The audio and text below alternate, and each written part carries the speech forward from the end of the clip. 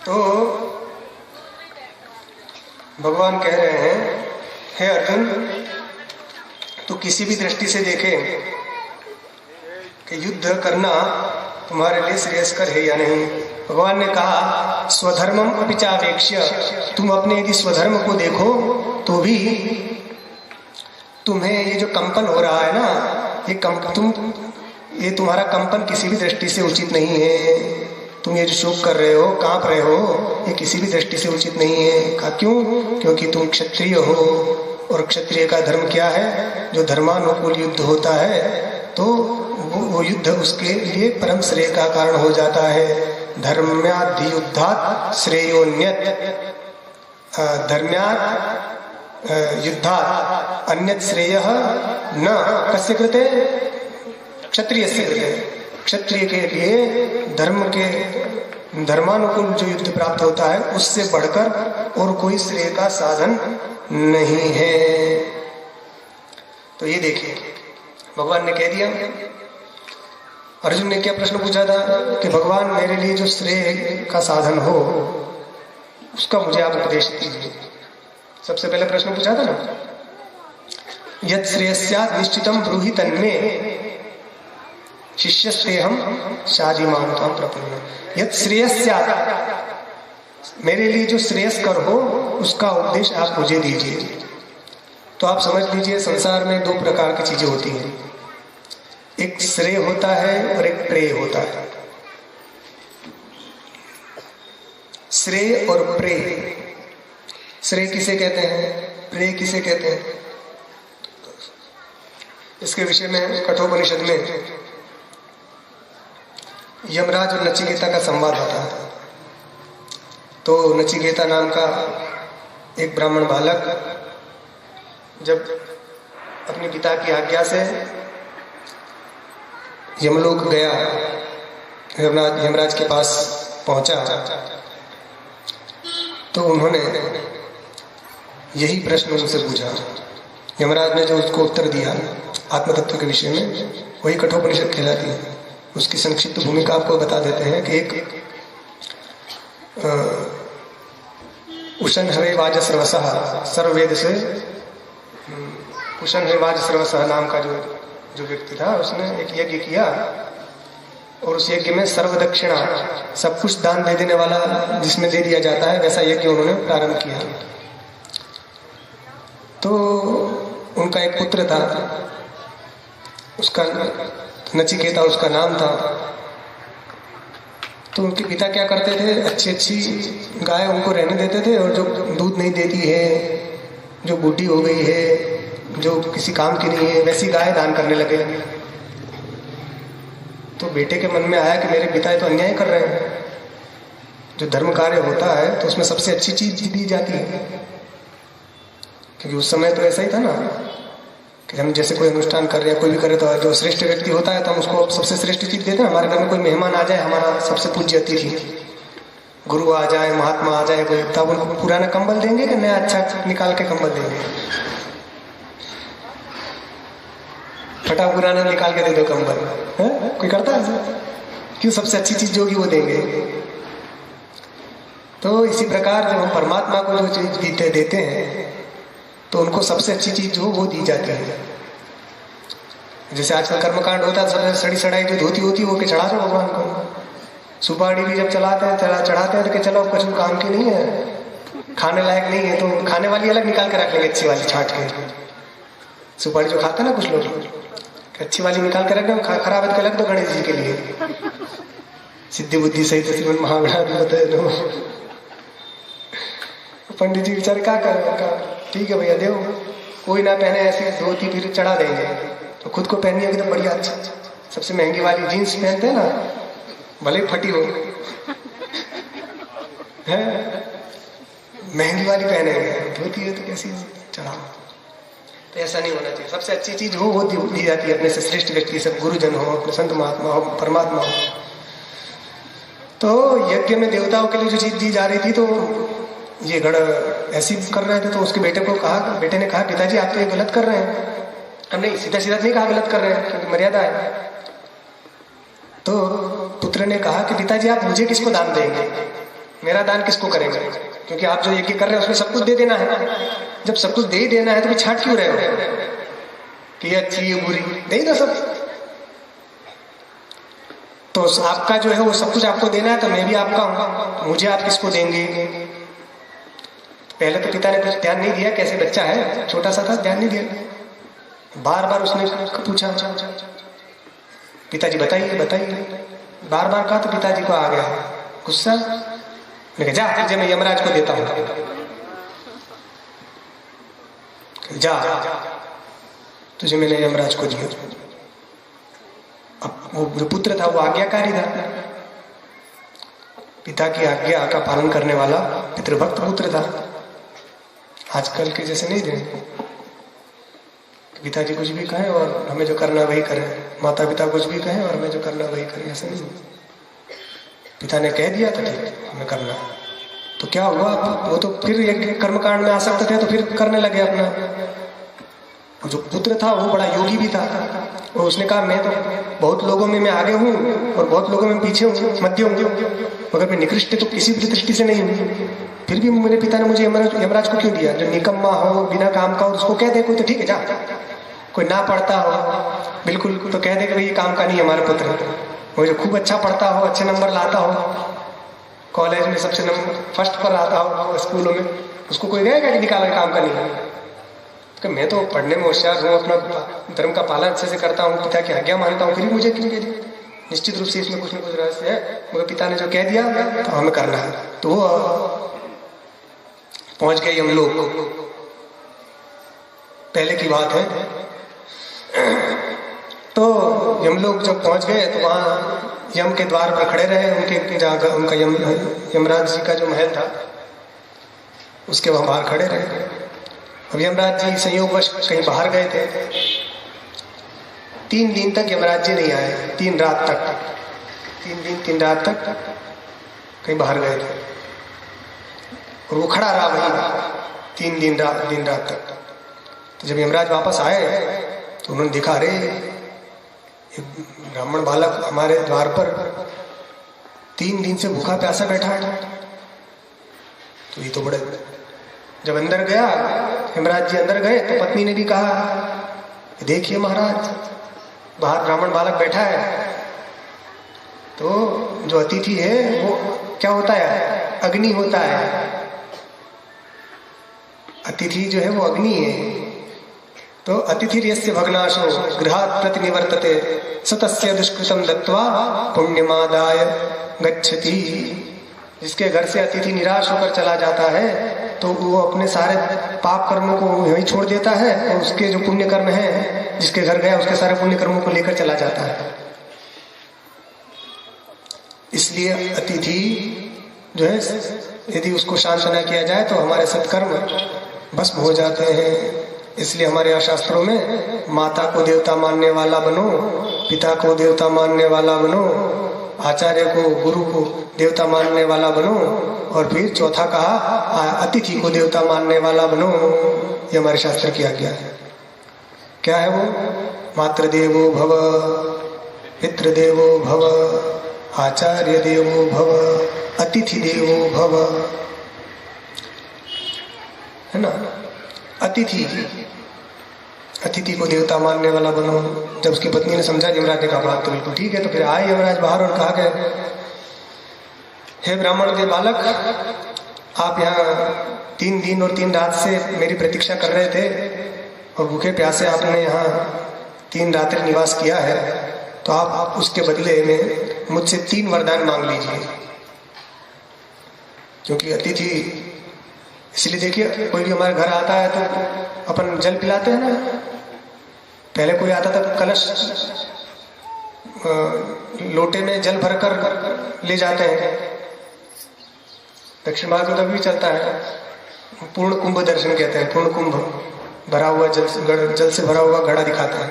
अपने यहाँ भी अभी करते हैं कभी कहीं कुछ लोग, और वो ना करते तो कम से कम कोई भी आता है तो जल तो पिलाते हैं ना।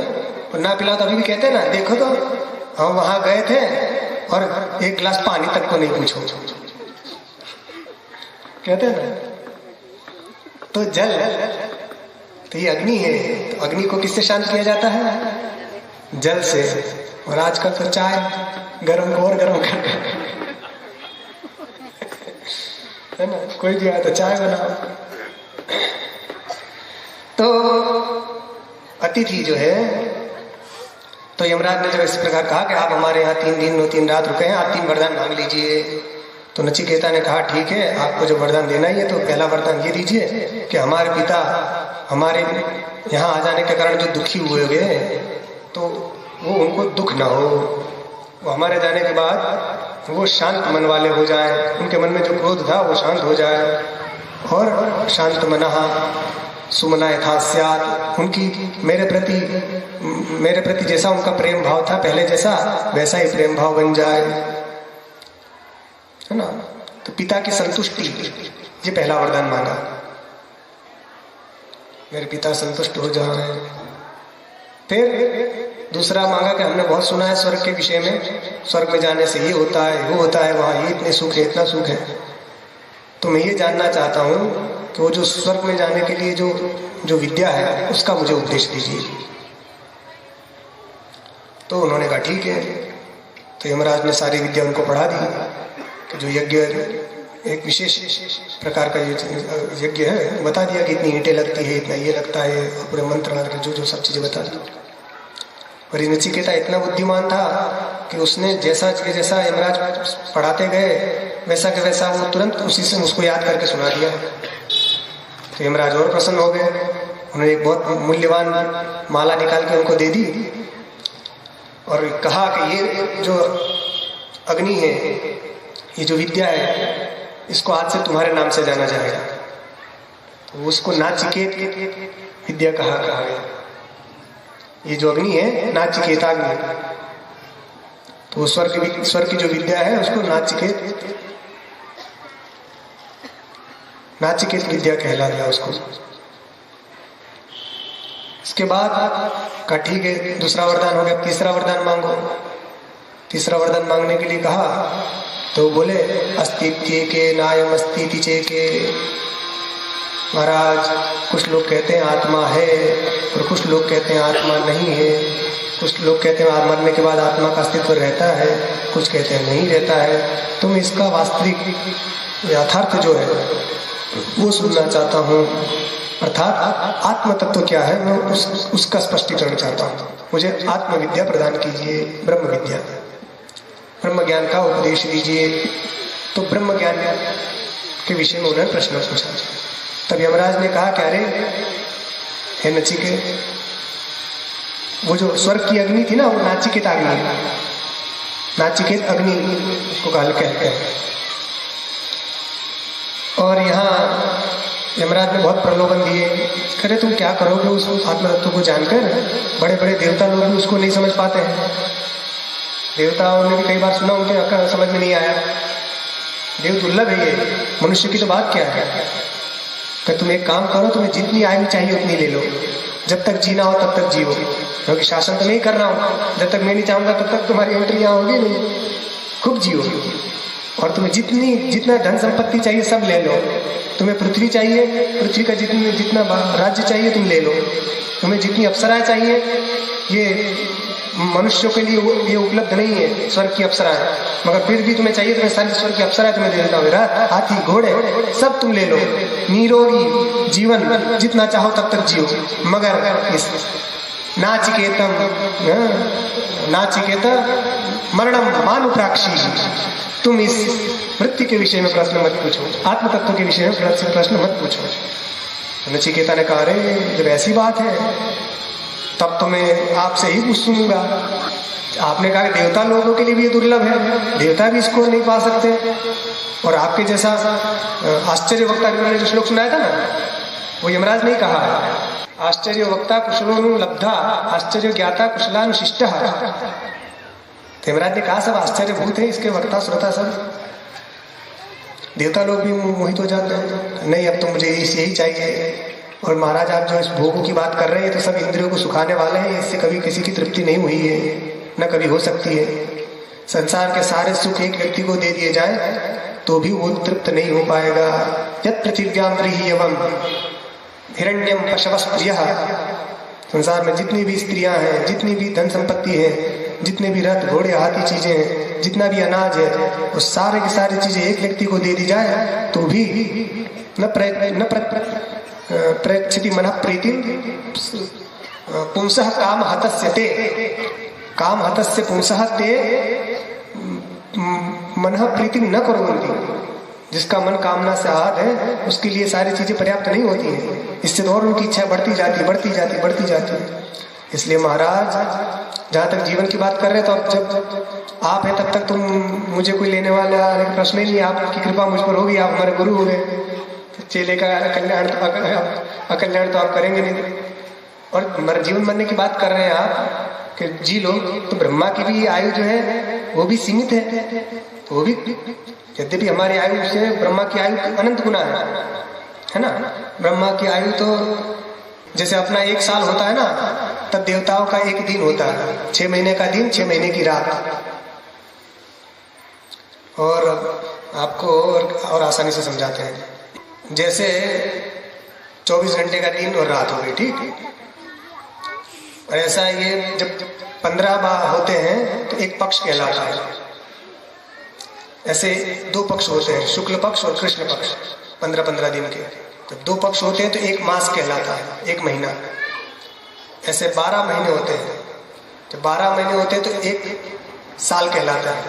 और एक साल में 2 अयन होते हैं, है ना, 6-6 महीने के, एक दक्षिणायन और एक उत्तरायण। तो दक्षिणायन जो है उसमें देवता लोग विश्राम करते हैं, उत्तरायण में जाग जाते हैं, इसलिए कहते हैं शुभ काम में उत्तरायण अच्छा माना जाता है।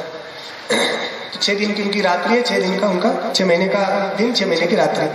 ऐसे उनका 1 दिन हुआ, उसी के अनुसार उनका 1 महीना, उसी के मतलब अपने 365 दिन का, 365 साल का उनका कितना हुआ, 1 साल। 1 साल हुआ कि नहीं? अपना 1 साल देवताओं का 1 दिन, तो अपने 30 साल देवताओं का 1 महीना, है ना। तो इसी प्रकार देवताओं का 1 साल, देवताओं का इसी प्रकार देवताओं की 100 वर्ष की आयु होती है। और अभी हम आगे जाएंगे तो प्रत्येक युग की आयु है। ये कलयुग चल रहा है, इसकी आयु है 4,32,000 वर्ष। कितनी? 4,32,000 वर्ष की आयु है कलयुग की।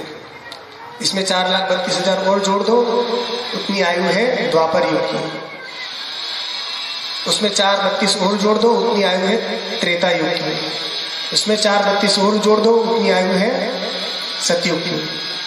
इस चारों को जब मिलाते हैं तो लगभग 43,20,000 वर्ष की आयु होती है। इसको एक चतुर्युग कहते हैं, सतयुग, त्रेता, द्वापर, कलयुग।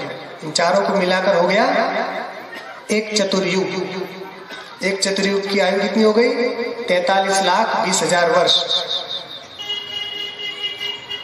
4,32,000 हो गए कलयुग के, 8,64,000 हो गए द्वापर युग के, 12,96,000 हो गए त्रेता युग के, और 17,28,000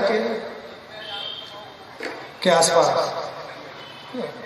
ये हो गया सतयुग की आयु। चारों को मिलाने पर हो गया 43,20,000 वर्ष। तो ऐसी जब एक चतुर्युग हुई, ऐसी जब 1,000 चतुर्युगी होती है, 1,000 बार सतयुग आता है, 1,000 बार त्रेता, द्वापर, कलयुग आता है, तब ब्रह्मा जी का 1 दिन होता है ना। गीता में तो आया ना, सहस्र युग पर्यंतम अहर्यत ब्रह्मणो विदुः रात्रिम युग सहस्रांतम त्यो हो रात्रि विदु जना। तो इतनी दिन हो गया और इतनी ही उनकी रात्रि 1,000 चतुर्युग की। तो अपने यहाँ की आयु के हिसाब से अपन देखेंगे तो लगभग 4,32,00,000,000 वर्ष का ब्रह्मा जी का 1 दिन होता है। 4,32,00,000,000 वर्ष का 1 दिन, इतनी उनकी रात अपने हिसाब से। ऐसे ब्रह्मा जी का 1 महीना, फिर उनका 1 साल, फिर उनके 100 साल जब पूरे होते हैं तब ब्रह्मा भी राम राम। तो उनकी भी आयु निश्चित है। इसलिए नचिकेता कह रहा है महाराज ब्रह्मा की आयु भी देखा जाए तो छोटी ही है, इतनी आयु भी, इसलिए हमें आयु नहीं चाहिए। जब तक आप है तब तक हम जिएंगे, इसमें कोई सोचेंगे। और भोग तो प्रारब्ध से जो होगा मिल जाएगा। और इन सब सांसारिक पदार्थों में रखा क्या है? तो महाराज आप तो हमें आत्म तत्व का ही उपदेश दीजिए। तब यमराज बड़े प्रसन्न हो गए। उन्होंने परीक्षा ली थी कि इसका मन भोग में आसक्त होता है कि नहीं होता है। यदि भोग में जिसका मन आसक्त होता है उसके लिए तत्व ज्ञान नहीं है। जिसका मन सांसारिक पदार्थों से विरक्त होता है उसी के लिए तत्व ज्ञान है। जिसका मन संसार के पदार्थों की प्राप्ति में लगा हो उसके लिए तत्व ज्ञान नहीं है। उसको तो कभी कभी रिएक्शन भी हो सकता है। सुनने गए कुछ और सुन के आ गए कुछ। ब्रह्म ब्रह्म ब्रह्म सब कुछ सुना था। उसका एक नारी थी तो उसने कहा कि अरे सखी सब कुछ ब्रह्म ही ब्रह्म है, इसलिए मैं तो सब में ब्रह्म का दर्शन करती हूँ। मुझे तो अपने पति में और दूसरे के पति में कोई अंतर नहीं पड़ता। मैं तो सबको अपना ही पति मानती हूँ। तुम फिर भी लोग न जाने क्यों मुझे गाली देते हैं कि देखो किसी पर पुरुषगामी है, व्यभिचारी है। मेरा तो जैसा अपने पति में भाव है ऐसे ही दूसरे पति में भाव। सब कुछ ब्रह्म, ऐसा ज्ञानी लोग बोलते हैं। ब्रह्मेति सर्वमिति वेद विदो वदन्ति तस्मात् न मे सखी परापर भेद बुद्धि जारे थवा निज वरे सदृशोनुरागः व्यर्थम किमर्थम असतीति कदर्थयन्ति। तो ऐसे भी रिएक्शन हो सकता है, इसलिए वैराग्य जरूरी है। जब यमराज ने देखा कि नचिकेता के मन में वैराग्य है, परिपक्व वैराग्य है, उसको न धन चाहिए, न यश चाहिए, न पुत्र चाहिए, पुत्रेषणा, वित्तेषणा और लोकेषणा, इन तीन ऐषणाओं से जिसका हृदय रहित होता है, तीन ऐषणाएं जिसके हृदय में नहीं होती हैं, वही ज्ञान का अधिकारी होता है। नचिकेता में तीनों ऐषणाएं चली गई तो यमराज ने उनको उपदेश देना प्रारंभ किया। तो जो यमराज ने नचिकेता को कहा कि संसार में दो पदार्थ होते हैं, क्या? एक श्रेय और एक प्रेय। श्रेय क्या है और प्रेय क्या है? तो श्रेय और प्रेय, इसके लिए यमराज ने सबसे पहले कहा अन्यत् श्रेयो अन्यदेव प्रेयः ते उभे नानार्थे पुरुष भूषणीतः तयो श्रेय आददानस्य साधु भवति ह्यतीर्थाद्यौ प्रेयो वृणीते। ये वही का मंत्र है कठोपनिषद का। कहते हैं श्रेय और प्रेय ये दो चीजें अलग अलग हैं और इनके फल भी अलग अलग हैं।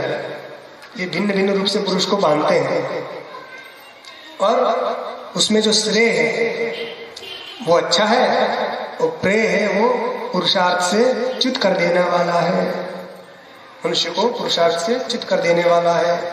श्रेयश्च प्रेयश्च मनुष्यमेतः तम तौ संपरीत्य विविनक्ति धीरः तयो श्रेय आददानस्य साधु श्रेयो हि धीरो विप्रेयसो गृणीते प्रेयो मंदो योगक्षेमात् गृणीते। तो जो श्रेय है और प्रेय है, इन दोनों में जो धीर पुरुष होता है वो इनका आलोचन करके, जो धीर पुरुष होता है वो श्रेय का वर्णन करता है और जो अज्ञानी है, मंद बुद्धि है, वो प्रेय का वर्णन करता है। अब श्रेय क्या है, प्रेय क्या है? तो श्रेय जो है आप समझ लीजिए जिससे मनुष्य का मोक्ष की प्राप्ति जिससे होती है वो हो गया श्रेय, और सांसारिक पदार्थों की प्राप्ति जिससे होती है वो हो गया प्रेय। श्रेय मतलब परमात्मा की प्राप्ति से जिससे होती है वो हो गया श्रेय, और संसारिक पदार्थों की प्राप्ति जिससे होती है वो हो गया प्रेय। श्रेय और प्रेय तो ये दो चीजें हैं, एक से मुक्ति मिलती है, एक से संसार मिलता है। एक से मुक्ति मिलती है और एक से बंधन होता है। तो संसार के जितने भी सुख हैं, चाहे शब्द वाले शब्द जिनमें सुख हो या शब्द स्पर्श रूप रस गंध, इन विषयों से जो सुख मिलता है वे सब के सब प्रेय है। मतलब जो हमें अच्छा लगे, प्रिय लगे, हमारे मन इंद्रियों को जो अच्छा लगे वो हो गया प्रेय। और दूसरा होता है श्रेय, जिससे हमारा कल्याण हो। श्रेय मतलब, श्रेय का मतलब होता है कल्याण। तो श्रेयस्कर, मेरे लिए जो कल्याणकारी है वो मुझे उपदेश दीजिए, कहा था ना। तो कल्याणकारी क्या है? परमात्मा, मुक्ति, मोक्ष, यही कल्याणकारी है ना। तो कल्याण जिससे होता है वो हो गया श्रेय, और सांसारिक पदार्थों की प्राप्ति जिससे होती है वो हो गया प्रेय। तो संसार में अधिकतर मनुष्य जो होते हैं वो प्रेय ही उनको प्रिय होता है, श्रेय प्रिय नहीं होता है। इसलिए वे योगक्षेम की अपेक्षा करते हैं। जो मंद बुद्धि वाले होते हैं वे योग और क्षेम की अपेक्षा करते हैं कि भगवान की हमें आराधना भी करनी है तो उससे हमें कोई पदार्थ की प्राप्ति हो जाए। माला भी फेर रहे हैं तो उसमें भी हमारा कोई ना कोई स्वार्थ होता है। मंदिर भी जा रहे हैं तो भी स्वार्थ हो गया, है ना। कहीं भी गए तो हमारा स्वार्थ से जहाँ जो काम हुआ सकाम भाव से, तो वो सब प्रेय की कैटेगरी में आ जाएगा।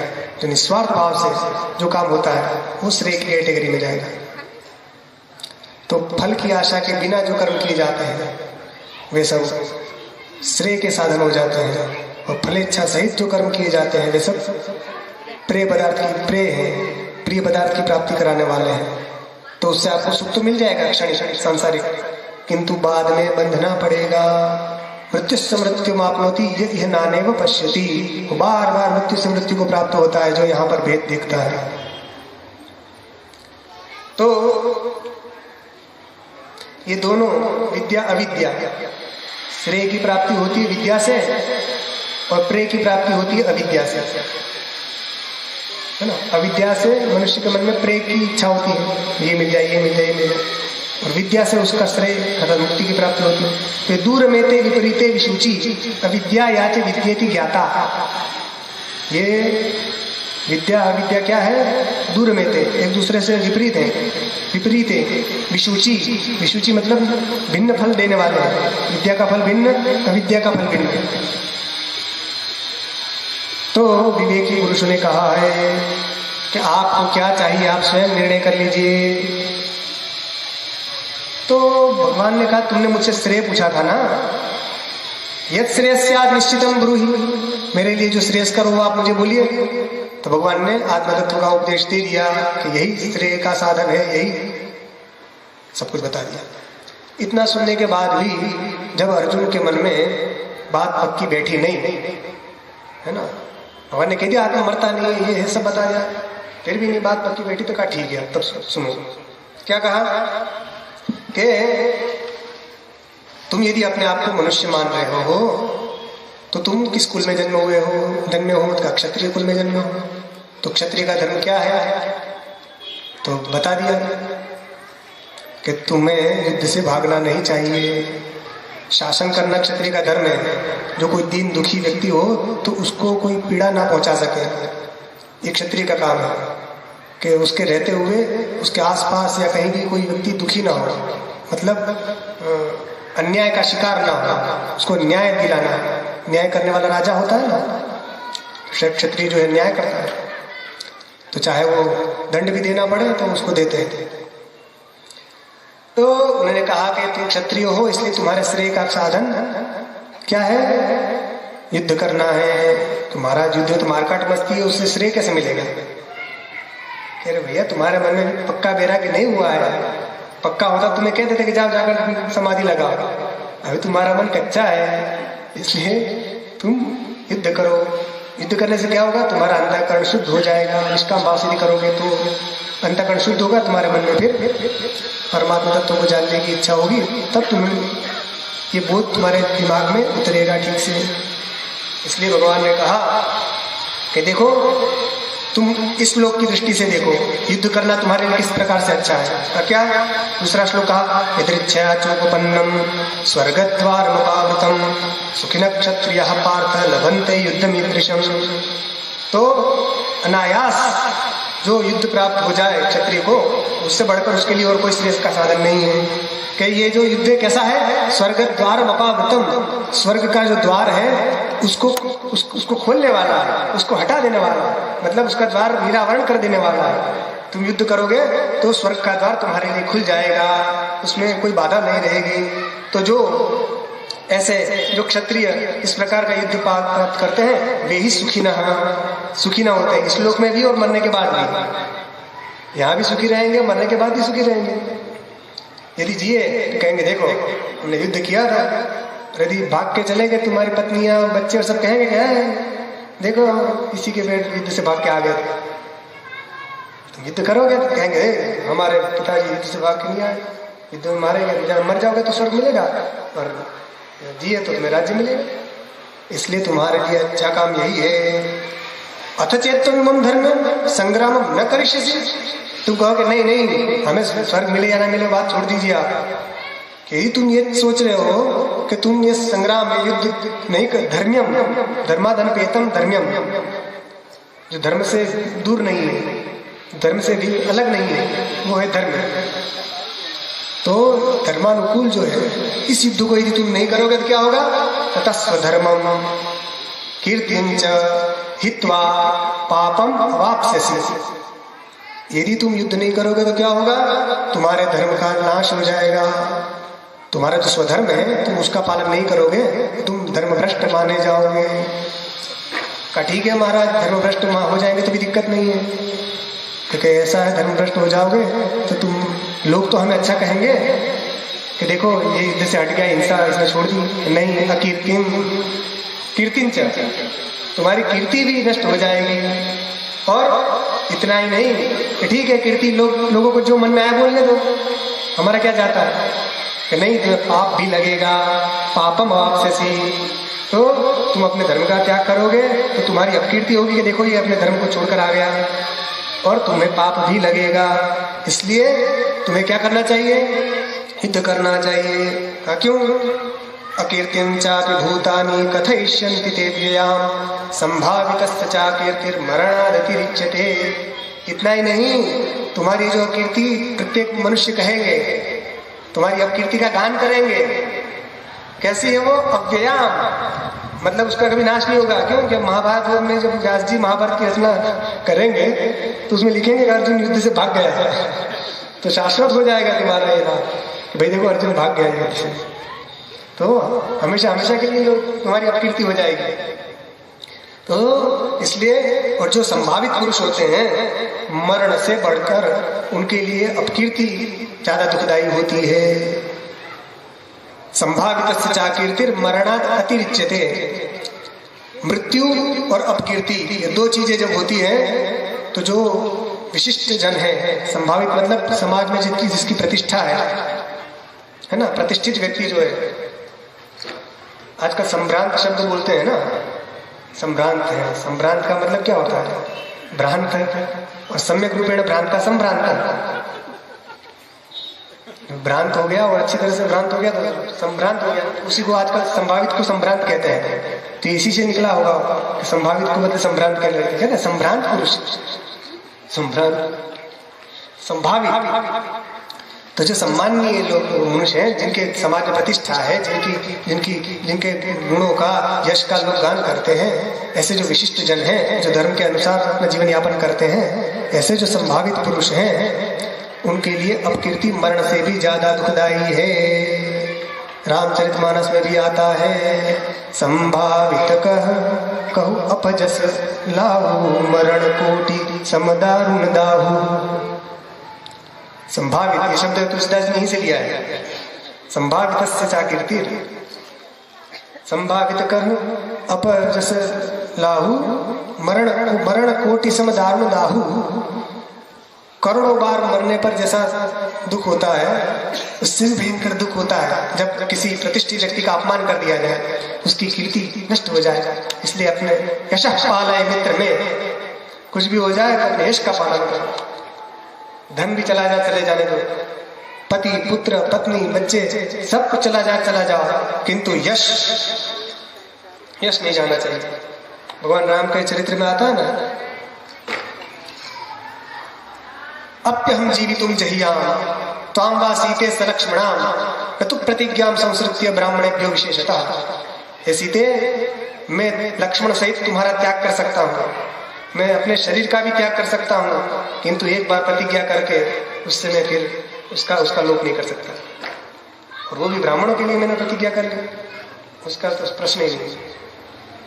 तो एक बार जो राम जी ने कह दिया वो हो गई पत्थर की लकीर, पत्थर भले टूट जाए मगर राम का वचन व्यर्थ नहीं जाता है, ये कीर्ति यश। तो जो मनुष्य श्रेष्ठ पुरुष होते हैं वे अपनी कीर्ति की रक्षा करते हैं। हमारे बाद हमारा नाम अमर हो, लोग गान करें कि हाँ ये हो गए थे, हरिश्चंद्र जैसे सत्यवादी हो गए, युधिष्ठिर जैसे धर्मात्मा हो गए। दुर्योधन को याद करता है धर्मात्मा हो गए। तो और जिसकी अपकीर्ति हो जाए तो ये तो लौकिक दृष्टांत भी दिया, मगर यदि अपकीर्ति हो जाए तो सदगति में भी बाधक हो जाती है। कई बार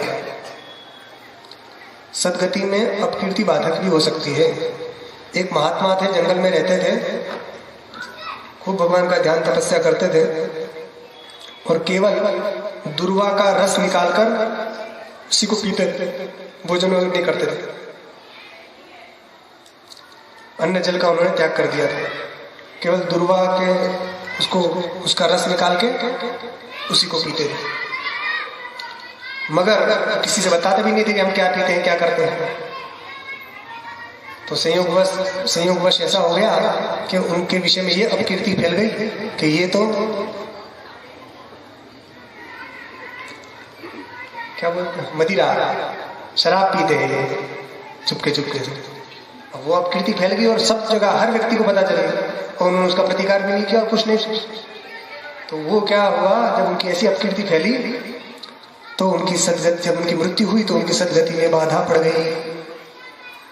ये इसलिए कीर्ति की रक्षा ये भी आवश्यक है। संभावित चाह मरणात् अतिरिच्यते। जो वीर पुरुष होते हैं वो कहते हैं सर हमारा कट जाए तो कट जाए। जैसे भारत की आजादी के लिए जब हमारे शूरवीर, जब हमारे सैनिक जैसे लड़ते हैं वहाँ सरहद पर, या फिर अंग्रेजों के जमाने में जब स्वतंत्रता प्राप्त करने के लिए जो स्वतंत्रता सेनानी रहे, उन लोगों ने देश के लिए अपनी जान को हथेली में लेकर चलते थे। तो ऐसे जो शूरवीर थे उनके लिए जान, वो कहते हैं शूरस्य मरणम तृणम विरक्तस्य तृणा भार्या, क्या है, निष्प्रहस्य तृणम जगत। तो विरक्त पुरुष होते हैं उसके लिए मृत्यु तो खेल, तिनके के समान, मरने से बिल्कुल नहीं डरते। इसलिए अर्जुन तुम्हारी अपकीर्ति होगी तो अनर्थ हो जाएगा, इसलिए तुम अपनी कीर्ति को धूमिल मत करो। ये मरण से भी बढ़कर दुखदाई है। तुम ये समझ रहे हो ना कि तुम युद्ध छोड़ के चले जाओगे तो ये लोग तुम्हें कहेंगे कि देखो कितना धर्मात्मा था, अहिंसा धर्म का पालन किया इसने और युद्ध से हट गया। ऐसा नहीं है। लोग क्या कहेंगे, भयात् ऋणाद् परतम मौस्यन्ते त्वां महारथाः येषां च त्वं बहुमतो भूत्वा यास्यसि लाघवम्। तुम्हें लोग ये नहीं कहेंगे कि ये इसके मन में करुणा आ गई, दया आ गई, इसलिए युद्ध से चला गया। लोग कहेंगे कि देखो ये बड़े बड़े शूरवीर को देखकर ये भयभीत हो गया और भय लगा तो ये भाग गया। तो तुम्हें भगोड़ा सिद्ध करेंगे कि अर्जुन डरपोक था इसलिए युद्ध से भाग गया। और तुम्हारी जो है ये शाम सप्तम बहुमतो, तुम जो है बहुमत हो, अर्थात तुम्हारे सबके द्वारा तुम सम्मानित होगे, ये श्रेष्ठ पुरुष है। तो उसके जिसकी दृष्टि में तुम बहुत बड़े हो उसकी दृष्टि में तुम बहुत छोटे हो जाओगे, लाघवत्व को प्राप्त करोगे, तुच्छ हो जाओगे तुम बिल्कुल। वो कहेंगे बड़े बड़े महारथी लोग, देखो अर्जुन भाग गया, बड़ा शूरवीर बनता था, फिर यहाँ तो दम दुआ के भाग गया। इसलिए किसी भी दृष्टि से तुम्हारा भागना उचित नहीं है। और इतना ही नहीं, अवाच्यवादांश्च बहून् वदिष्यन्ति तवाहिताः निन्दन्तस्तव सामर्थ्यं ततो दुःखतरं नु किम्। तुम्हारे विषय में न बोलने वाली बातें भी बोलेंगे। जो कौन बोलेंगे, तव अहिताः, जो अहित चाहने वाले हैं, अहित करने वाले हैं। कौन, शत्रु। तुम्हारे जो शत्रु लोग हैं ये क्या करेंगे, तुम्हारे विषय में नाप शनाप बातें बोलेंगे। केवल ये नहीं, निंदन्तस्तव सामर्थ्यम, तुम्हारे सामर्थ्य की निंदा करेंगे। अरे अर्जुन में तो कोई ताकत ही नहीं है, वो तो एक बार हिजड़ा रह चुका है तो उसमें वही फिर से नपुंसकता आ गई। और तुम्हारे विषय में न जाने क्या क्या बोलेंगे, बड़ा चढ़ा के बात बोलेंगे। अरे वो तो डरपोक था, हमने भगा दिया, और न जाने क्या क्या। इसलिए महाराज किसी भी प्रकार से तुम्हें युद्ध से उपरत नहीं होना चाहिए। क्योंकि जो दुष्ट लोग होते हैं ना, शत्रु भी होते हैं तो अच्छे भी होते हैं। जैसे पांडव भी शत्रु हैं, युधिष्ठिर भी उनके लिए जो, या अर्जुन उनके लिए शत्रु है, मगर वो धर्म को मानने वाला है। मगर जो अधर्म को मानने वाले हैं वे लोग शत्रु हों, वो तो कुछ भी कर सकते हैं। नीति के अनुसार चलने वाला राम जिनका शत्रु है, उसको तो डरने की जरूरत नहीं है। आप देखिए राम जी के विषय में मारीच क्या कहता है, रामो विग्रहवान धर्मः साधु सत्य पराक्रमः। राम जो विग्रहवान धर्म है, साधु है, सत्य पराक्रमी है, इससे बैर मत लो। कौन कह रहा है? मारीच रावण से। तो जब विरोधी लोग भी जिसके विषय में ऐसा कहे तो उसके, मगर रावण के विषय में कहो तो वो तो कब क्या जाने कुछ कर ले, कुछ ठिकाना नहीं। तो इसलिए तुम्हारे सामर्थ्य की निंदा करेंगे, इससे बढ़कर दुखदाई और क्या होगा। इसलिए और बढ़ा चढ़ा के बात करेंगे।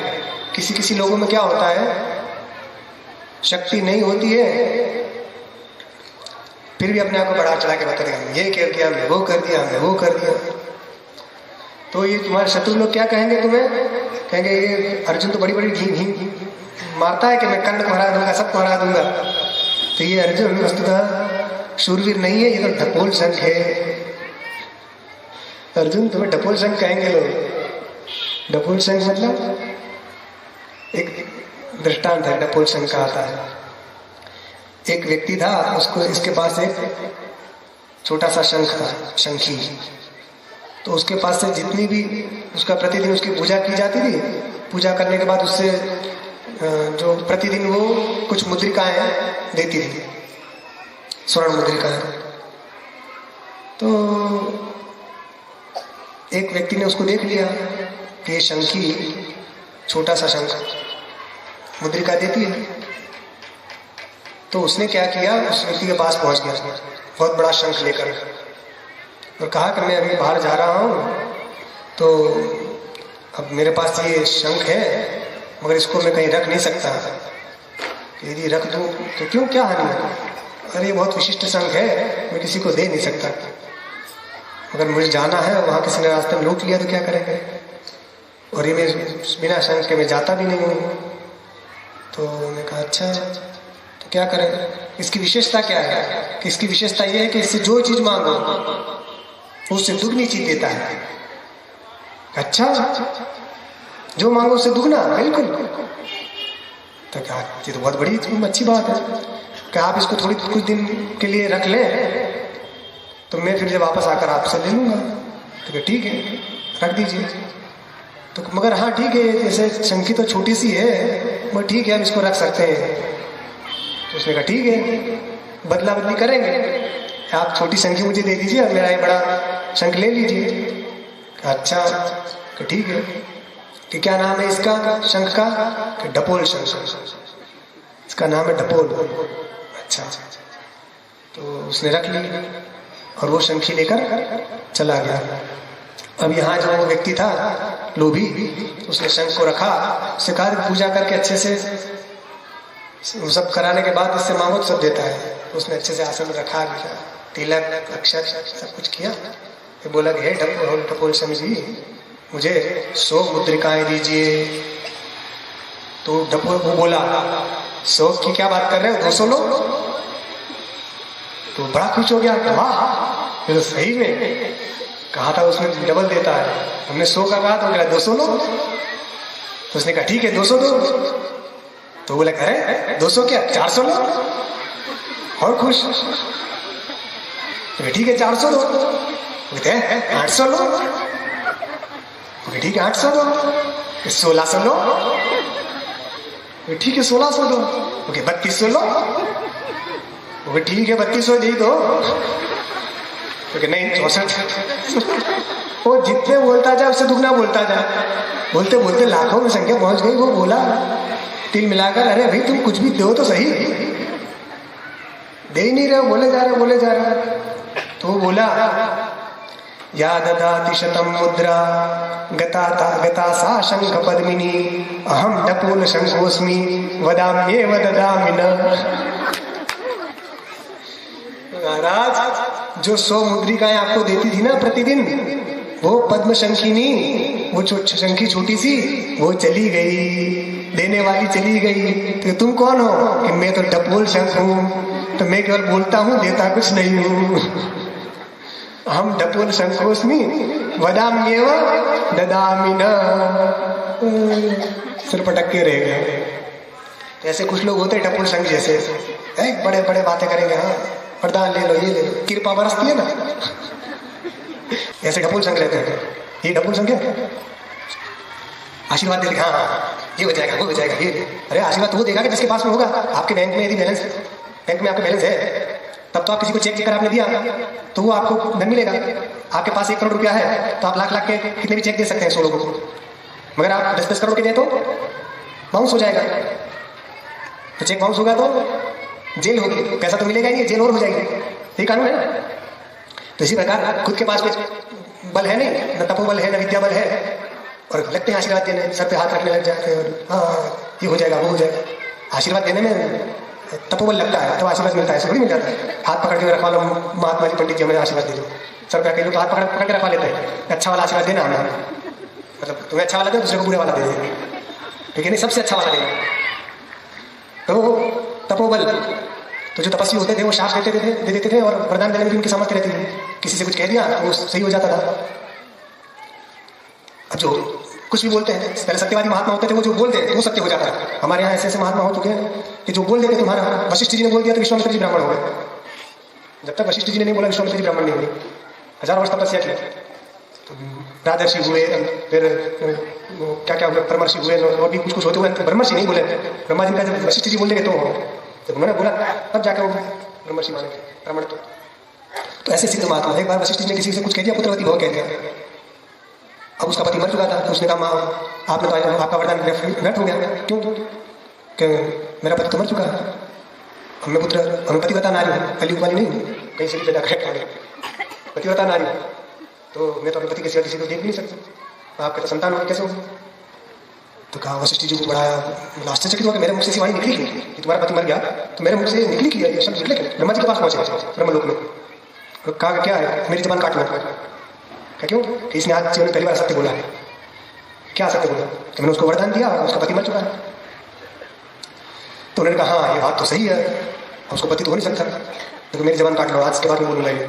कि नहीं, अब तुमने बोल दिया है तो उसका पति जिंदा हो गया, उसका पति जीवित हो गया, उसी से उसको संतान की प्राप्ति हुई। तो ये वाणी का था। ऋषि नाम पुनराज्ञानाम वाचम अर्थम धावति, है ना, क्या है, लौकिका नाम साधु नाम अर्थम भाग अनुवर्तते, ऋषि नाम पुनराज्ञानाम वाचम अर्थम धावति। ऐसे ही ना, सामान्य लोग होते हैं वो अर्थ के अनुसार वाणी बोलते हैं, है ना, और जो महापुरुष होते हैं वो अर्थ के अनुसार वाणी नहीं बोलते हैं, उनकी वाणी के अनुसार अर्थ हो जाता है, वो जो बोल देते हैं वही हो जाता है। तो ये वाणी का महत्व है। तो डपोल शंख कृपा वर्षन से न जाने कहां से कृपा आ जाएगी। पुत्राणाम ही विवाह हेतु गीतम गायन्ति गर्दभा, अहो रूपम अहो ध्वनि।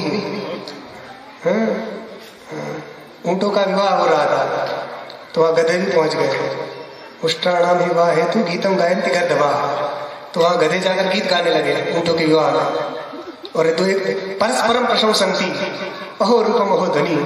तो गधे लोग कहते हैं ऊंट से कि वाह वाह वाह कितना सुंदर रूप पाया है आपने।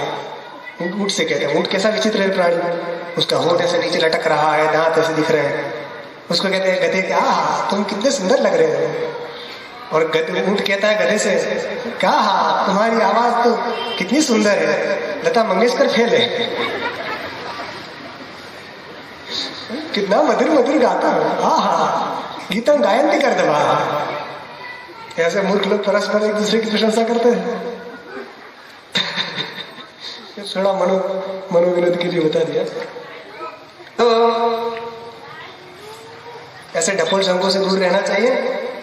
तो भगवान कहते तुम्हें भी डपोल शंख जैसा कहेंगे कि जिसमें है कुछ नहीं और बताता बड़ी बड़ी बातें। यदि तुम मर जाओगे तो तुम्हें स्वर्ग की प्राप्ति होगी, और यदि तुम जीवित रहोगे तो ये निष्कंटक समृद्ध पृथ्वी का शासन करोगे, उसको साम्राज्य को प्राप्त करोगे। इसलिए है कौनते उत्तिष्ठ, खड़े हो जाओ और युद्ध के लिए तुम दृढ़ संकल्पित हो जाओ। युद्ध के लिए तुम निश्चय कर लो कि मुझे लड़ना है। दाय कृत निश्चय सन उत्तिष्ठ।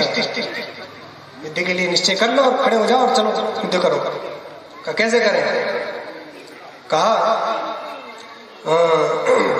यहाँ पर जो युद्ध करने के लिए कहा गया है ना, वो विधि की बात आती है, वो हम बाद में बताएंगे विधि वाली बात जब मौका आएगा। तो यहाँ पर भगवान अर्जुन को युद्ध करने के लिए प्रेरणा दे रहे हैं, युद्ध करवा नहीं रहे हैं, क्योंकि अर्जुन तो युद्ध करने के लिए वो पहले से ही आया हुआ था। भगवान तो उसको केवल जो युद्ध करते करते वो अटक गया था तो उसकी रुकावट दूर कर रहे हैं। भगवान ने युद्ध नहीं कराया। बहुत सारे लोग कहते हैं ना कि भगवान कृष्ण ने लड़ाया। हमारे कुछ एक जैन संप्रदाय वाले बोलते हैं कि भगवान कृष्ण हैं वो नरक में है। क्या? क्यों? कि उन्होंने युद्ध करवाया, हिंसा करवाई, इसलिए वो हिंसा करने वाला नरक में जाता है। ऐसे भी लोग हैं, क्या कर लोगे? उनको पता ही नहीं है कि भगवान कृष्ण ने युद्ध नहीं करवाया। वो तो अर्जुन को युद्ध घर में चुपचाप बैठे कोई आराम से सो थोड़ी रहा था। वो तो युद्ध करने के लिए खड़ा था, युद्ध करने के लिए आया था। वो फिर मोहित हो गया, शोक उसके मन में तब आया कि मेरे अपने रिश्तेदार नातेदार को मारूंगा। तो भगवान ने तो आत्मज्ञान का उपदेश दिया, तब उसने युद्ध किया। ठीक है, और ये प्रसंग हम बाद में अच्छे से बाद में समझाएंगे, क्योंकि अभी श्लोक पूरे करने हैं और समय अपना। हाँ, आगे भगवान कहते हैं सुख दुखे समे कृत्वा लाभा लाभो जया जयो ततो युद्धाय युज्यस्व नैवं पापम वाप्स्यसि। तुम सुख दुख को समान भाव से देखो, ठीक है, और लाभ और अलाभ, जय और पराजय, इनको तुम समभाव से यदि समझ लोगे तो तुम्हें पाप नहीं लगेगा।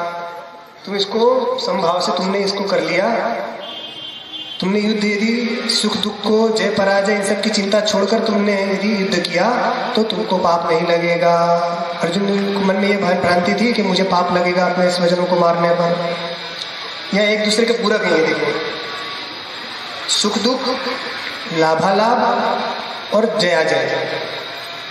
तो जय और अजय, जय मतलब विजय, अजय मतलब पराजय। तो विजय और पराजय से क्या होता है कि कार्य कारण भाव है इनमें, उससे लाभ और अलाभ होता है। जय से लाभ होगा और पराजय से अलाभ होगा। जय से राज्य मिलेगा, पराजय से राज्य चला जाएगा। अब ये लाभालाभ भी कार्य है। इससे क्या होगा? इससे मिलेगा सुख और दुख। लाभ से सुख होगा, अलाभ से दुख होगा, है ना। तो ये जय पराजय से तुम डर रहे हो तो उसका मूल क्या है? सुख दुख। तो सुख और दुख में तुम समान भाव कर लो। सुख आए तो इससे हर्षित मत हो, दुख आए तो इससे व्यथित मत हो। तो फिर तुम लाभ अलाभ में भी स्थिर हो जाओगे और जय पराजय में भी स्थिर हो जाओगे। और इस प्रकार से तुमने युद्ध किया तो तुम्हें पाप नहीं लगेगा। इसलिए पापी के विषय में कुछ लोग ऐसे होते हैं कि जो अपने आप को पापी कहते तो हैं किंतु मानते नहीं। एक व्यक्ति था, वो सत्संग में जाता था।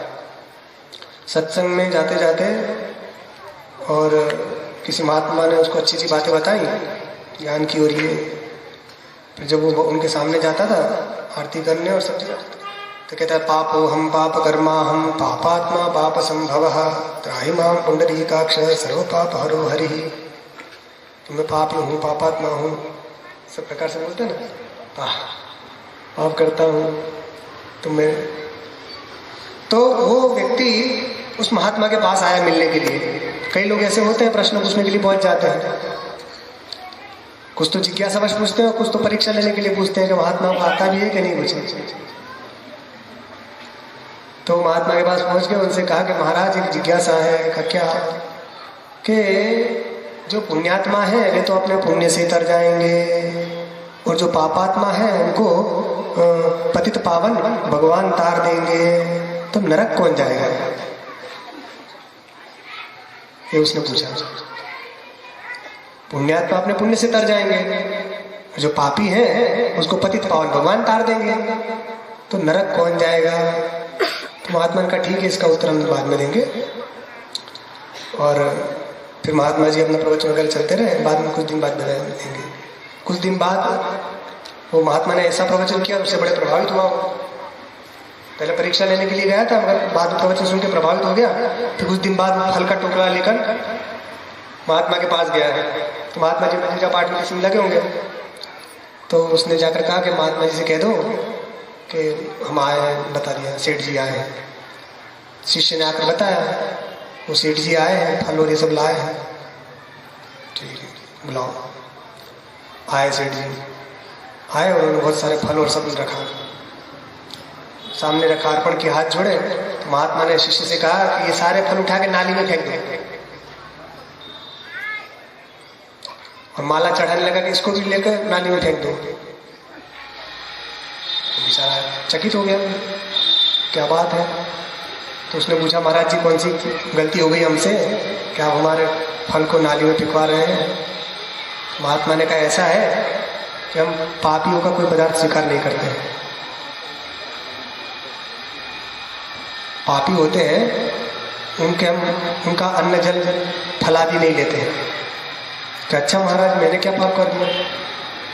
कि तुम कहते हो ना हमेशा, पापा पापो हम पाप कर्मा हम पापात्मा पाप संभव, मैं पापी हूँ, पाप से उत्पन्न हुआ हूँ, पाप।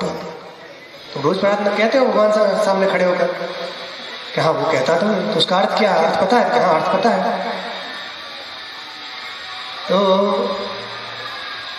तो बस मैंने तो तुम्हारी बात को सत्य मानकर मैंने कहा कि तुम खुद कह रहे कि मैं पापी हूँ, तो हमने समझा तुम पापी हो, इसलिए हमने फेंकवा दिए।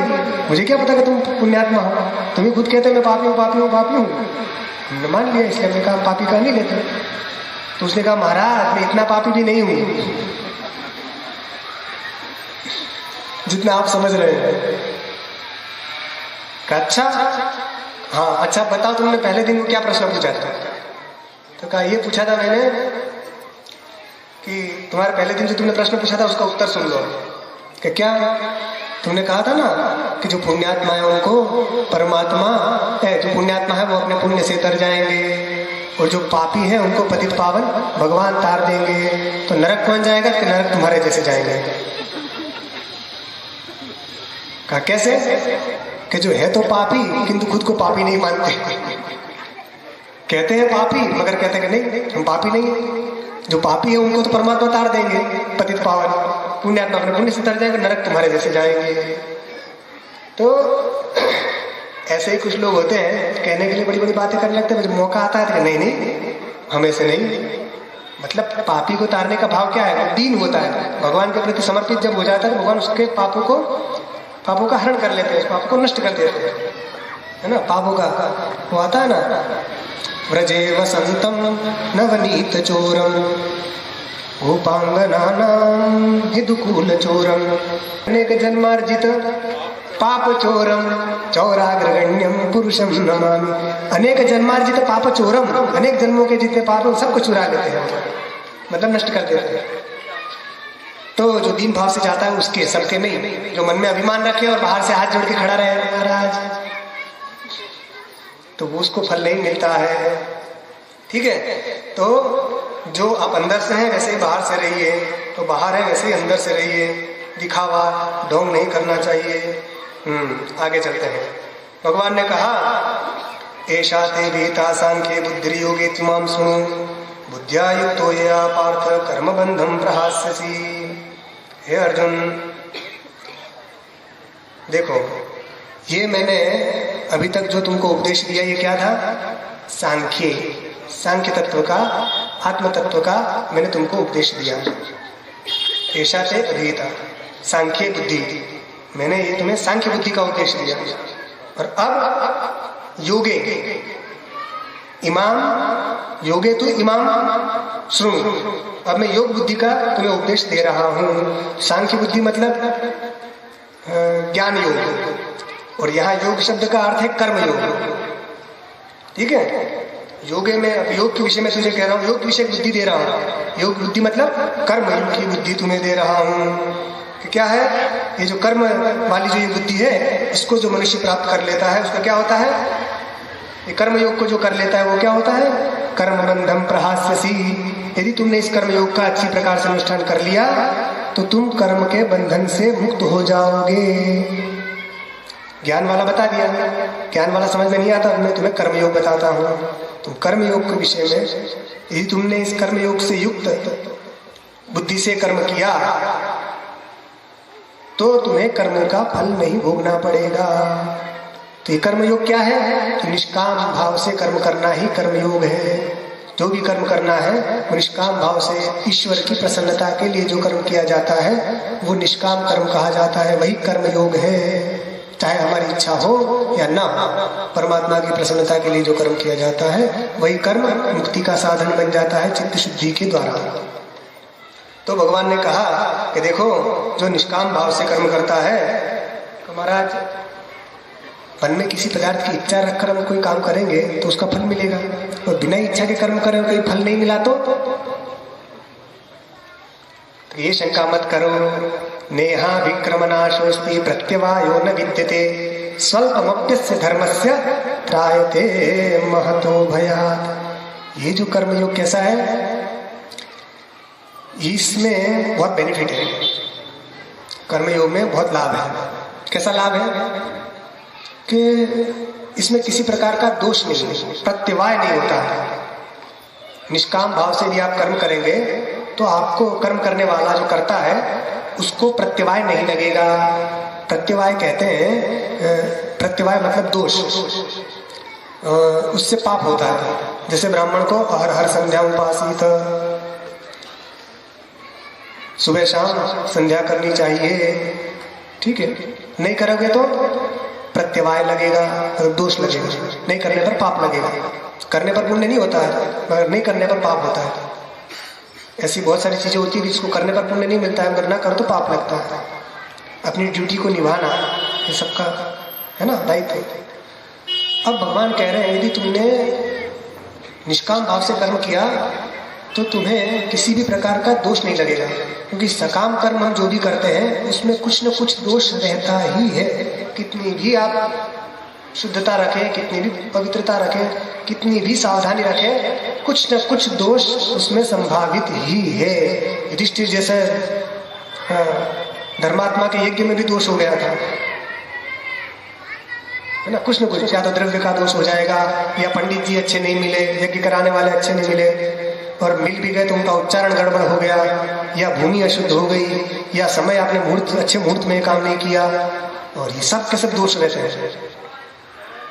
जब जो काम कब कौन सा कार्य किसके द्वारा कैसे करना है सबका विधान है, तो विधि का अतिक्रमण होने पर दोष लगता है।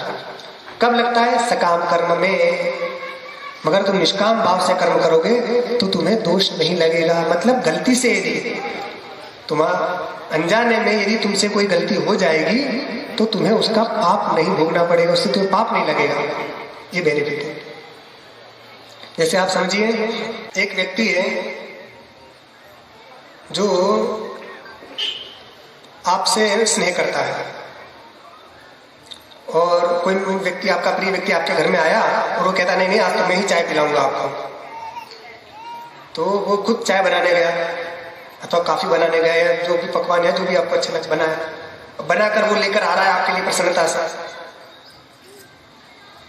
तो वो जब लेकर आ रहा था कांच के गिलास में या किसी भी चीज बर्तन, और वो रास्ते में आते आते गिर गई, ठोकर लगी या कुछ भी, तो पदार्थ भी नष्ट हो गया, आपका बर्तन भी टूट गया, है ना, समय भी बर्बाद हुआ, सब हुआ।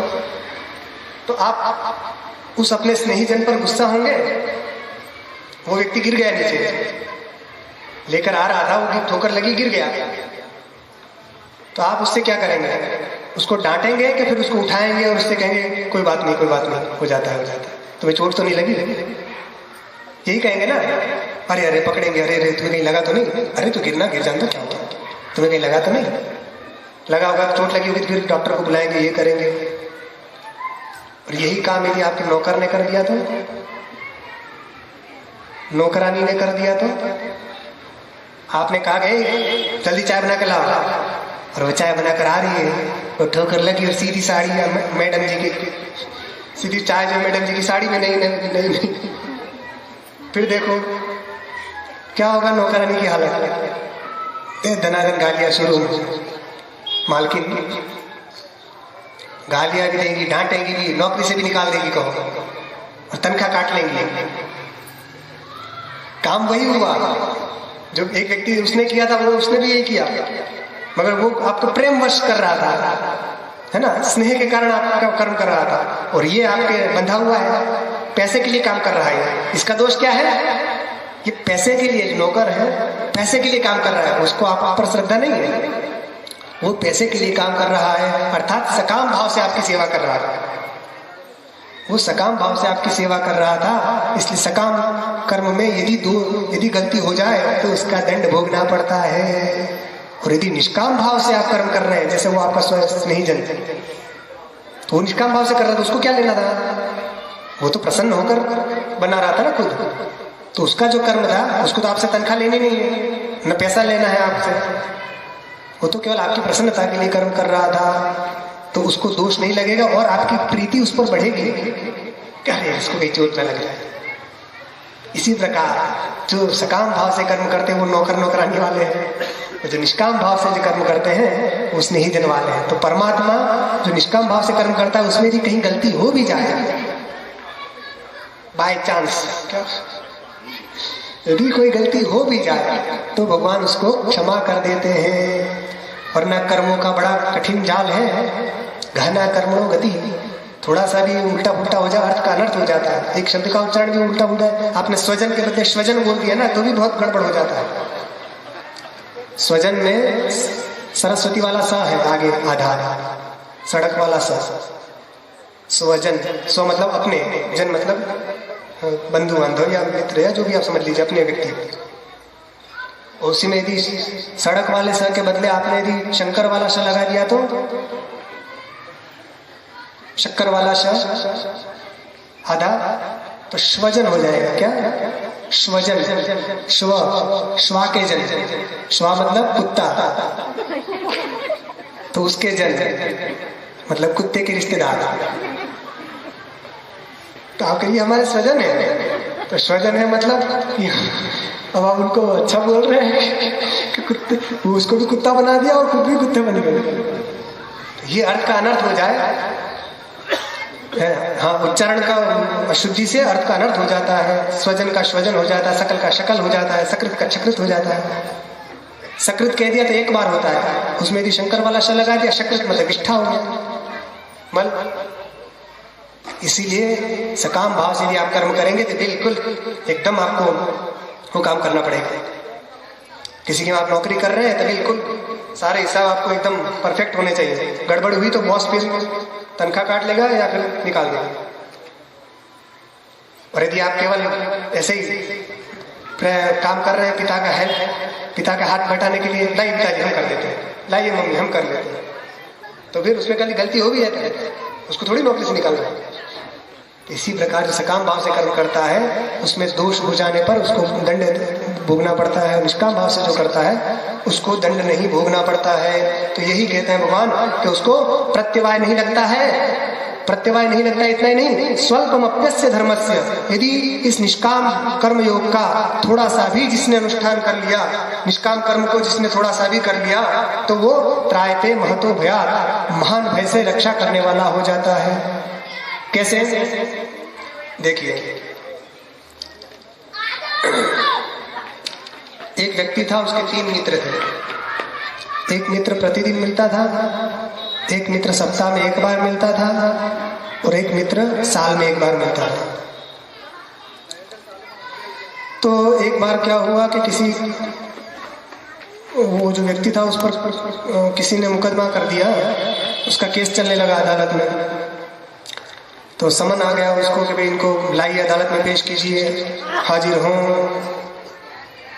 तो उनको जब ले जाने लगे तो उसने अपने मित्र को कहा, जो प्रतिदिन उसके साथ में रहता था, प्रतिदिन उससे मिलता था, उस मित्र से कहा कि भैया तुम चलो, मेरी गवाही दे दो कि नहीं मैं तो इनके साथ में था, मैं छूट जाऊँ।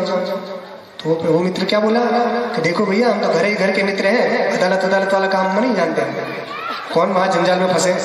कहेगा तुम भी साथ में थे, हमें भी जल कर दो अंदर, तो हमारा तो भी घर तक ही है, आगे हम नहीं जाएंगे। तो दूसरा जो मित्र था, जो सप्ताह में एक बार मिलता था, उससे कहा भैया तुम चलो हमारे साथ, हमें छुड़ा लो। तो उसने कहा कि ठीक है चलो चलते हैं। जैसे वापस आया। फिर जो साल में एक बार मिलता था, उस मित्र से कहा कि भैया तुम हमारी कुछ मदद करो, हम ऐसे फंस गए, गलत हमें फंसा दिया है, तुम गवाही दे दो। अच्छा चलो मैं चलता हूँ। तो वो उसके साथ में गया, अदालत में गया, उसने गवाही दी और उसको छुड़ाकर वापस लाया। ये सच्चा मित्र है, जो आप अदालत में गया और आपको छुड़ा कर लाया। दो जो मित्र थे वो कौन थे? कच्चे मित्र थे, नाम मात्र के मित्र थे। ये तीन मित्र कौन है? तो जो प्रथम मित्र क्या है, जो अदालत पर जिस पर केस चला था ना, ये जीवात्मा ही वो है, वो व्यक्ति है। जीवात्मा पर केस चला कहाँ? यमराज की अदालत में। तो यमदूत आए गिरफ्तार करने के लिए। तब इसने कहा किससे? पहले मित्र से, चलो भैया हमें छुड़ा लो, मृत्यु के मुख से मुझे बचा लो। किससे कहा? धन संपत्ति से। जो संपत्ति है ना हमारी यहाँ की भौतिक संपत्तियां है, ये प्रथम मित्र है।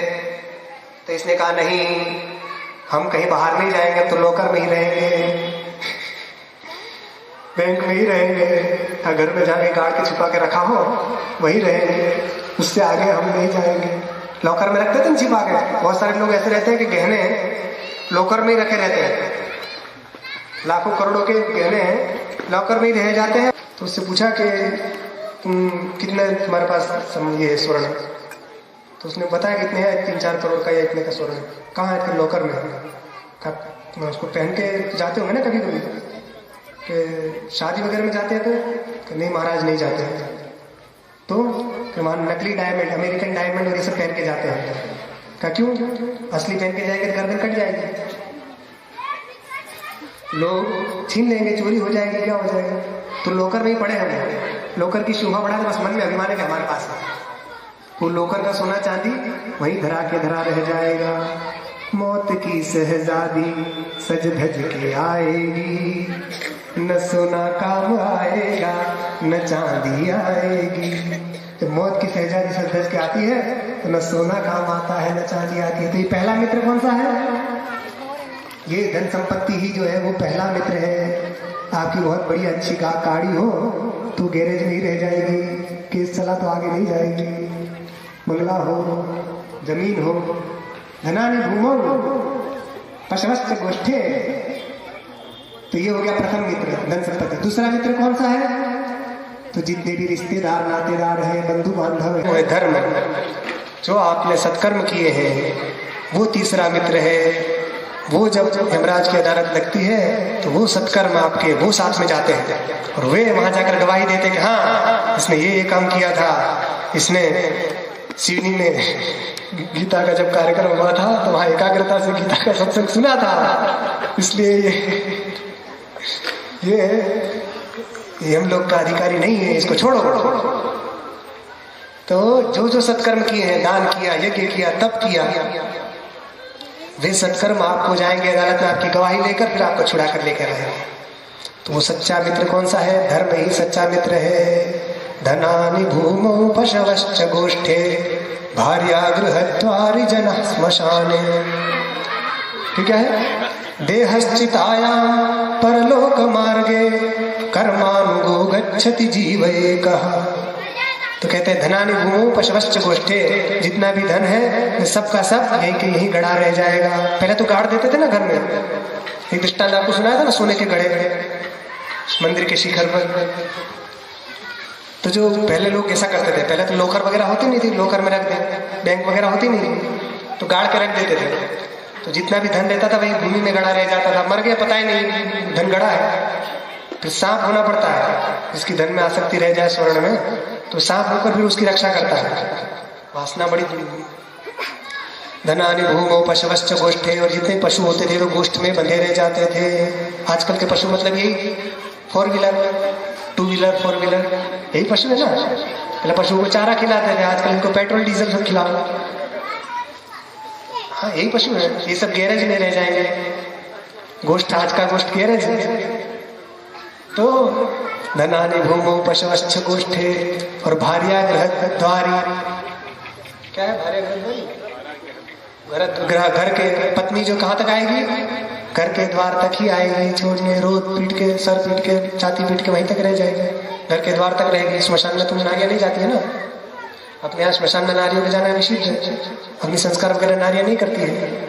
आजकल तो ऐसी वो चली है ना, उल्टी वायु है, कुछ भी कहो तो हम क्यों नहीं कर सकते, हम करेंगे, सब करेंगे, और करते हैं शास्त्र विरुद्ध कार्य, तो करने से कुछ फल मिलता नहीं। तो पहले के लोग तो मानते थे, अपने यहाँ सिडनी में तो ऐसे नहीं है, सब अभी भी धर्म को मानने वाले हैं। बाकी बड़े शहरों में तो सब उल्टा पुल्टा काम करते हैं कहीं। तो भार्या घर के द्वार तक रहेगी, श्मशान में ले जाती है, और जितने बंधु बांधव रहेंगे सब कहाँ तक जाएंगे छोड़ने? भार्या गृह द्वार जहाँ श्मशान है, जितने भी रिश्तेदार हैं, पास पड़ोसी जितने, सबके सब श्मशान तक जाएंगे। और जिसके आप बहुत ज्यादा प्रेम करते हैं, सुबह से लेकर शाम तक जिसको अच्छा रखने के लिए आप उसको सजाते संवारते हैं, मेकअप करते हैं, पाउडर लगाते हैं और क्रीम लगाते हैं, है ना, जो भी अच्छा चीज करते हैं, परफ्यूम लगाते हैं, जो भी करते हैं, किसके लिए? अच्छा कपड़ा पहनते हैं, शरीर के लिए करते हैं ना, कि हम एकदम देखने में सुंदर लगे। तो इस शरीर को सुंदर बनाने में सालों के साल निकाल दिए, वर्षों तक, उठने से लेकर सोने तक शरीर को सुंदर बनाने के लिए आपने क्या क्या नहीं किया।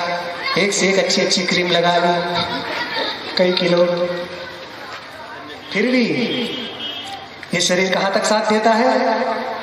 देहश्चिताया, केवल चिता तक ये शरीर साथ में रहता है, चिता से आगे ये शरीर भी आपका साथ नहीं देता। जितने भी सुंदर सुंदर बाल हैं, खूब शैम्पू कर करके और खूब अच्छे से वो कर करके आपने कंघी करके आपने जो अच्छी हेयर स्टाइल बनाई है, जब आग लगती है चिता में तो सबसे पहले वही तर तर तर तर तर करके जल जाते हैं। घास जले जिमी बा केश, क्या है कबीर का है ना, हाँ, लकड़ी, जिस प्रकार लकड़ी जलती है ऐसे शरीर जलता है, और हाँ जैसे घास जलती है इस प्रकार ये बाल जल जाते हैं। फिर भी कई बार बाल में मोह होता है ना, कि हमारे बाल एकदम रहने चाहिए। तो ये शरीर भी साथ में नहीं आता, जिससे हम बहुत प्रेम करते हैं, अच्छा खिलाते हैं, पिलाते हैं, आराम से रखते हैं, वो भी चिता तक ही रहता है, वहां पर उसके आगे वो भी नहीं आता। तो क्या कौन जाता है साथ में जीव के? कहते कर्मानुगो गच्छति, कहीं कहीं धर्मानु पाठ भी है, तो धर्मानुगो गच्छति जीव एका। तो आपने जो मनुष्य ने जो कर्म किए हैं, सत्कर्म, वो कर्म ही उसके साथ जाते हैं। इसलिए मनुष्य को अच्छे कर्म करना चाहिए, वही आपके साथ जाएंगे। और वो जो अदालत है वहां से आपको बाइज्जत बली करवा कर, वे गवाही देकर आपको वहां से छुड़वा कर लाएंगे, फिर आप घर में आकर आराम से रहिए। बस इतना ही कहकर आज के प्रवचन को पूर्ण करते हैं, आगे फिर आप कल सुनेंगे। थोड़ा सा भगवान का नाम ले लेते हैं। श्री राम जय राम, जय जय राम। श्री राम जय राम, जय जय राम। श्री राम जय राम, जय जय राम। श्री राम जय राम, जय जय राम। प्यारे जरा तो मन में विचारो, प्यारे जरा तो मन में विचारो, क्या साथ लाए अरुले चलोगे, क्या साथ लाए अरुले चलोगे।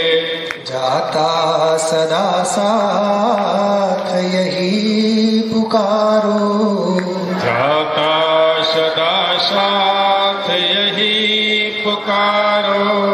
गोविंद दामोदर माधवेति, गोविंद दामोदर माधवेति, गोविंद दामोदर माधवेति, गोविंद दामोदर माधवेति। हे कृष्ण हे यादव हे सखेति, हे कृष्ण हे यादव हे सखेति। श्री कृष्ण गोविंद